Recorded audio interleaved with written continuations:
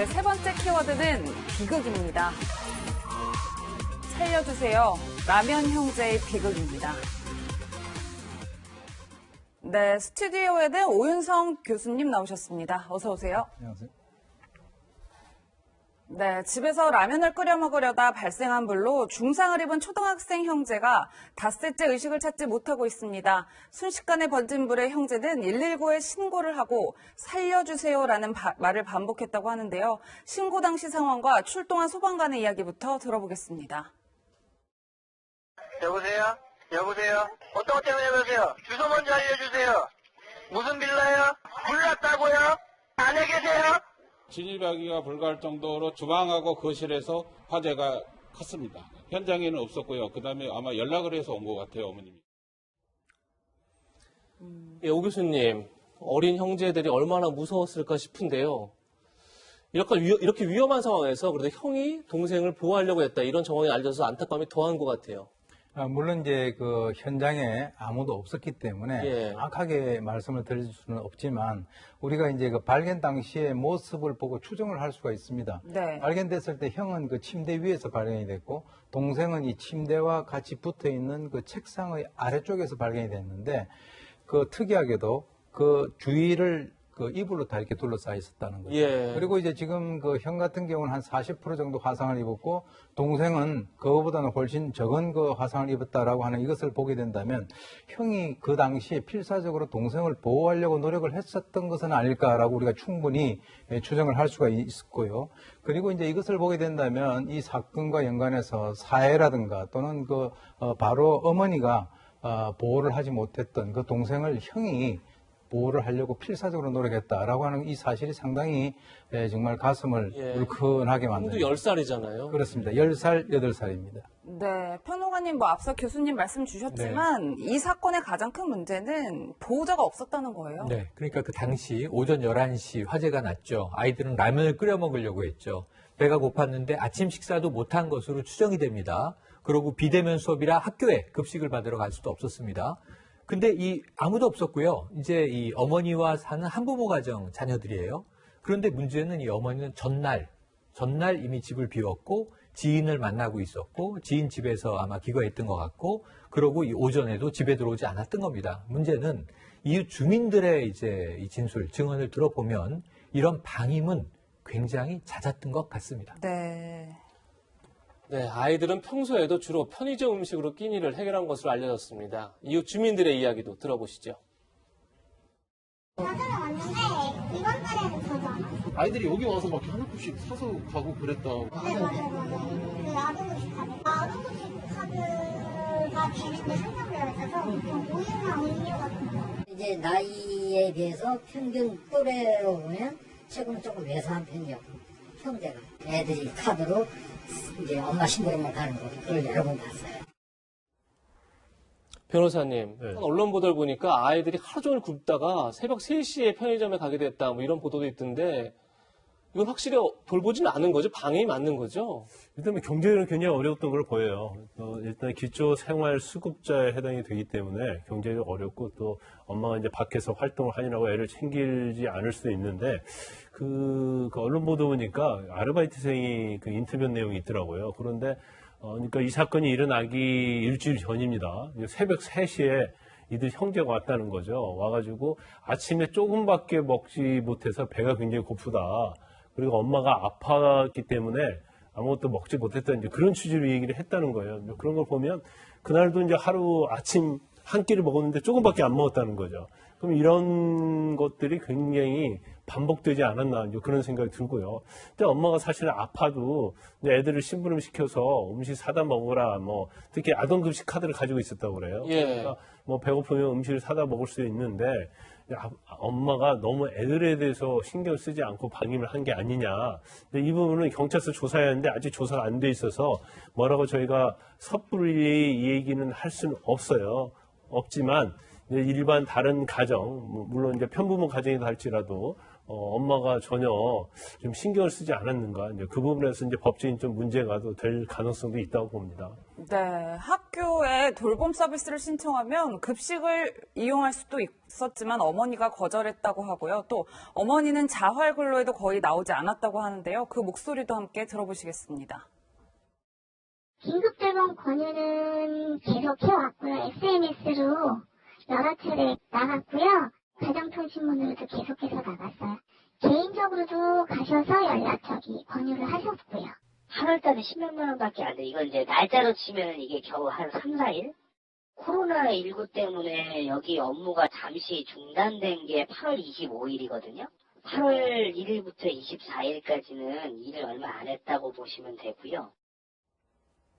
네, 교수님 지금까지 저희가 이 주변인들의 목소리만 들어봐도 이 방치됐다는 게 굉장히 자명한 사실인데 왜 아이들에 대한 구제가 일찌감치 이루어지지 않았을까요?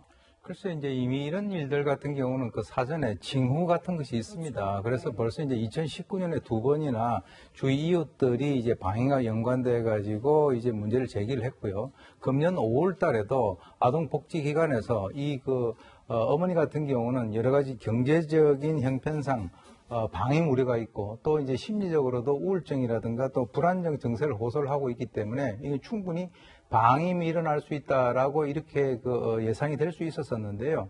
지금 사실 우리가 지난 코로나19 사태 때 때문에 여러 가지 이런 것들 사실 이 집뿐만 아니라 다른 집도 이런 집이 많을 거라고 저는 봅니다. 근데 많이 이제 놓치고 있는 그런 부분인데 그래서 이제 경찰에다가 수사 의뢰를 해가지고 경찰에서 확인을 해보니까 아이들 방치를 한 것뿐만 아니라 첫째 아이 같은 경우는 ADHD 즉 주의력 결핍 과대 행동 장애를 지금 앓고 있어요. 네. 그러다 보니까 이 아이에 대해서 폭행을 한 것까지 이제 확인을 해서 지금 경찰은 아동 방임과 신체적 학대 혐의로 불구속 입건해서 조사를 하고 있는 그런 상황입니다. 네.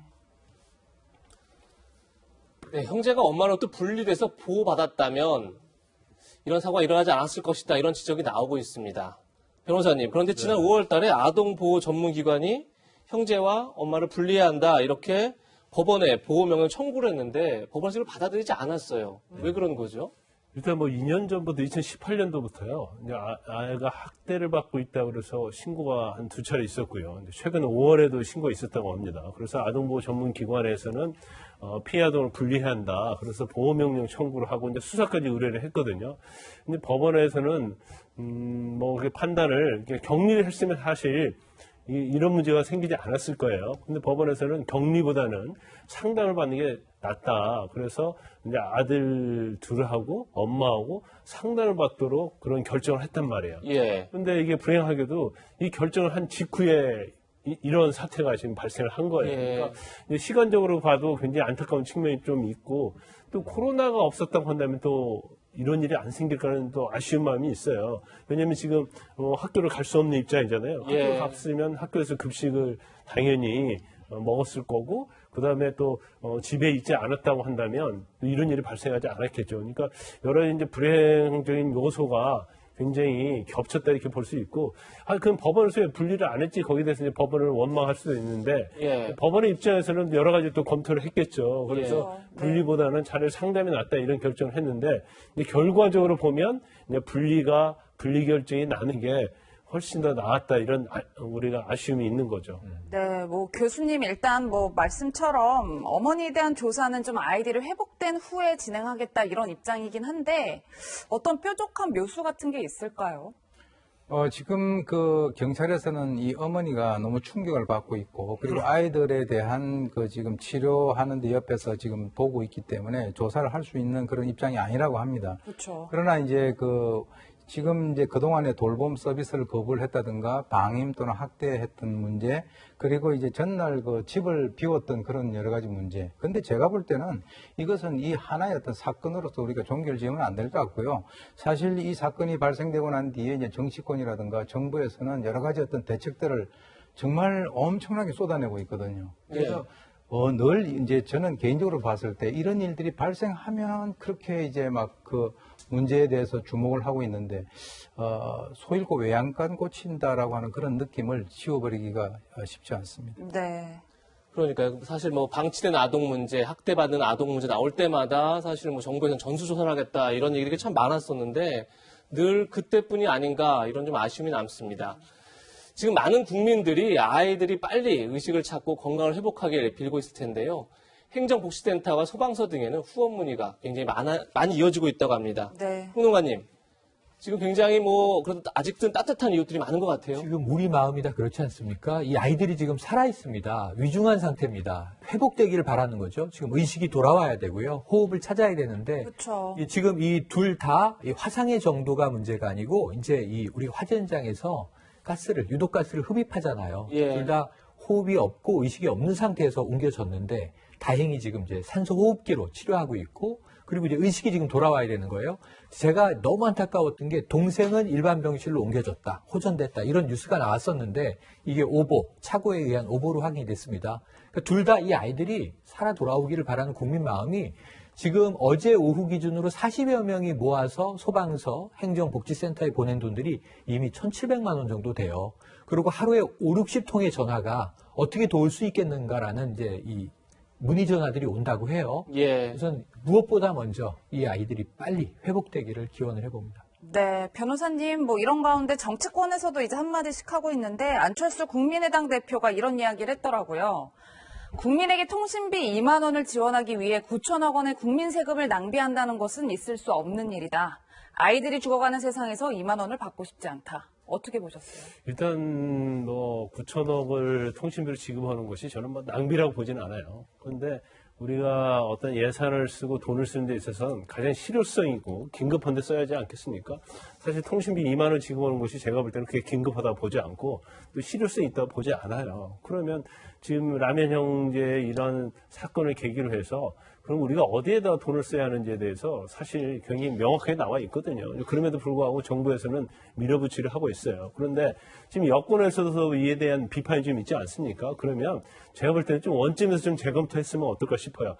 정부에서 한번 밀어붙였는데 그것이 좌절이 되면 어떤 레임덕이랄지 아니면 정부의 어떤 신뢰에 치명적이 있다 이렇게 생각할 게 아니고 우리가 좀 생각을 잘못할 수도 있는 거고요. 예. 좀 더 합리적이고 좋은 의견이 있으면 받아들여서 정부에서도 이런 걸 정말 바로 변화를 해주는 것이 국민을 위한 거라고 보고 국민의 신뢰를 얻을 수 있다고 봅니다. 그래서 지금도 늦지 않았기 때문에 좀 더 실효성 있는 곳에 쓸 수 있다고 한다면 정부의 정책의 변화도 고려를 해보는 게 필요하지 않을까 싶습니다. 네, 교수님 앞서서 이 가정뿐만 아니라 많은 다른 가정들도 비슷한 고통이 있을 수 있다라는 말씀해 주셨는데 코로나19도 겹친 이 상황에서 저희가 좀 주의 깊게 들여다봐야 한다거나 좀 준비해야 될 대책 같은 게 있을까요? 그러니까 이제 지금 사실은 우리 코로나19 사태로 인해서 너나 할 것 없이 다 전부 다 어려움에 빠져 있습니다. 아까 지금 말씀하셨지만 다 어려움에 빠져 있는 상황에서 우리가 우선순위라는 게 있죠. 어디에서부터 손을 봐야 될 것인가라고 한다면 사실 이런 형태에 있어서의 문제는 우리가 충분히 예견될 수 있었던 것이에요. 예. 사실 중학교, 고등학교 이런 아이들보다는 저렇게 초등학교 아이들에 대해서 비대면 교육을 하게 된다면 지금 맞벌이를 하게 되는 그런 부모들 같은 경우는 정말 어려움이 많거든요. 그러면 아이들을 갖다가 저렇게 놔두고 바깥에 나와야 된다라고 하는 그런 문제. 이런 문제들에 대해서 사실 지자체라든가 또는 국가가 예산을 투입하고 인력을 투입하고 이런 식으로 해야만 이런 일들이 또다시 재발될 수 있는 그런 어떤 가능성을 줄일 수 있지 않을까라고 생각을 합니다. 네, 아동 학대가 더 이상 없도록 돌봄 사각지대가 없도록 전반적인 점검이 필요할 것 같습니다. 오늘 준비한 마지막 한 랭킹 만나보시겠습니다.